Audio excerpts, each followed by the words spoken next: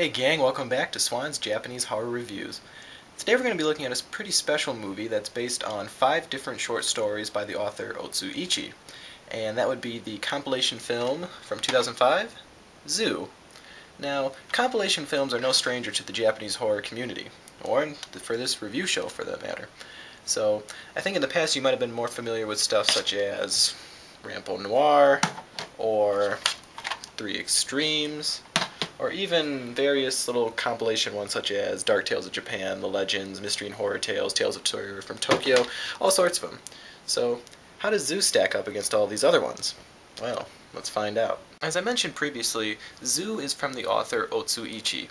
Now, he's not that famous in America yet, but some of his work has been translated over here. He primarily deals with short stories that are either in the horror genre or just plain weird or strange. Some of this has been translated here from Tokyo Pop in the novel Calling You, and there's further translations that are going to be available in the fall. So I was already familiar with the author, seeing as how I have a pretty keen interest in Japanese literature, so I was really excited to see how this compilation film would fare out. As with any film that's a compilation, there are going to be some shorts in here that appeal to some, and some shorts that probably fail to live up to their expectations. This is certainly true of Zoo. While overall I'll say right away that I found that the movie as a whole is enjoyable and well worth the money to purchase the DVD, there are some shorts I like better than others, obviously. Now, it starts off with a story called Kazari and Yoko, which is about these twin sisters, and the mother prefers one and totally abuses the other. This story has a few creepy moments, I guess, but by and large, for most horror fans, this probably won't appeal as much, I want to say, because it doesn't really play out as a horror story. This is more in line with Otsu Ichi's writings about kind of these strange relationships and the interpersonal relationships between people. The second story on the disc is my absolute favorite, and this is one that I've shown a lot of different friends over the years. This is one that I've shown my younger brothers. It's called 7 Rooms. Now in this, a brother and sister are knocked out and abducted and placed in this very strange cell-like room, and it's really a mystery about what happened, how are they going to get out, what's going on, is this a race against the clock somehow? And I'm not going to spoil anything, but I'm just going to say it has a chainsaw in it. So this appealed more to me. This appealed more to my horror sensibilities, and it's not like a gore fest or anything. In fact, I don't recall any blood at all, to be honest, but it certainly keeps a good tension. It's got a really nice, mysterious story to it. So for me, this was the shining star of the DVD. The next piece is actually an animated short. So here you go. Here's my anime review for the series.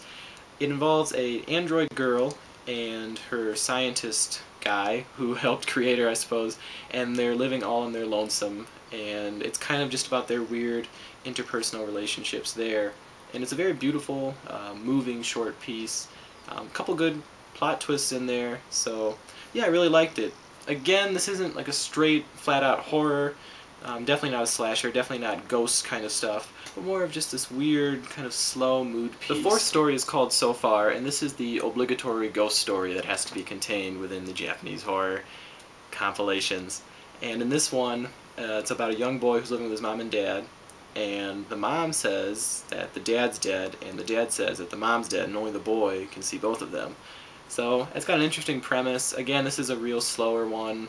This is kind of like the first one in the compilation, where, again, not really straight spooky horror, doesn't really keep you on the edge of your seat, but it's interesting, and for that reason, it's alright. Finally, we reach the title piece of the DVD, so the last story is called Zoo, and this one is very creepy and does a good job of closing things out. It's about this relationship between this man and woman, and there's a zoo involved, there are skeletons, decomposition. This one's kind of sick, a little bit twisted, and it's shot kind of grainy, so it kind of gives you this distant feel to it. So I really like this one, and I think it does a good job of closing out. Not as good as 7 Rooms. The Zoo DVD comes from Tokyo Shock, and there's a couple of nice extras on there. You get some making of some of the different sketches. There's also some trailers involved in there. So yeah, definitely they did a serviceable job to it. Alright, so that's Zoo. And by and large, I thought this is a pretty nice compilation. Now, it's not as strong of a compilation to showcase an author's body of work in film format as, say, Rampo Noir, but it gets the job done, and it's got some good moments in there. 7 Rooms is definitely worth the price alone. The animated short was really nice, and the title piece was great. So 2 stories that I felt were, just okay, and the rest were pretty solid. So definitely one I think you should pick up, as well as Rampo Noir, and yeah, we'll see you next time. So here's a compilation for you. Here's 5 dudes, 3 of which I think would be cool to hang out with, and 2 of which, like in this movie, that, not so much. So we've got Roger Smith from the Big O. You got Dende from Dragon Ball Z. Johnny Bravo from his old cartoon. James from Pokemon. And Dirty Harry. Now, I'll let you decide which 2 you wouldn't want to hang out with, but, I don't know, take a guess. By the way, I've been playing the heck out of Puzzle Bobble 3 on the Sega Saturn. This game is awesome. Of course, now it's bloody loading, so you can't see it. Oh, there it is. Kind of. Do you see it?